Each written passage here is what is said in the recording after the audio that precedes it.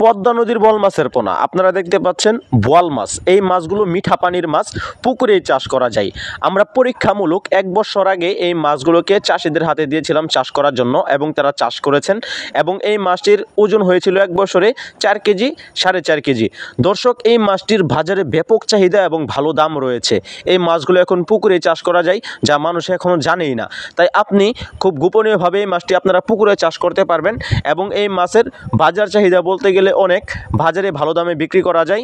এখন এই মাছগুলো আপনারা পুকুরে চাষ করতে পারবেন, যেহেতু এটা রাক্ষস জাতীয় মাছ। তার সাথে আপনারা ভেটকি বা পাতারি কোরাল মাছ, যেটাকে আপনারা চিনে থাকেন, সেই মাছের সাথে এবং চিতল আয়ের এই মাছটির সাথে আপনারা একত্রে মিশ্রভাবে এই মাছ চাষ করতে পারবেন।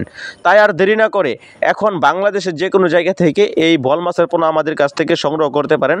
আমরা সারা বাংলাদেশে এই বোয়াল মাছের পোনা হোম ডেলিভারি দিয়ে থাকি। তাছাড়া আমাদের কাছ থেকে আপনারা সরাসরি এসে নিয়ে যেতে পারবেন।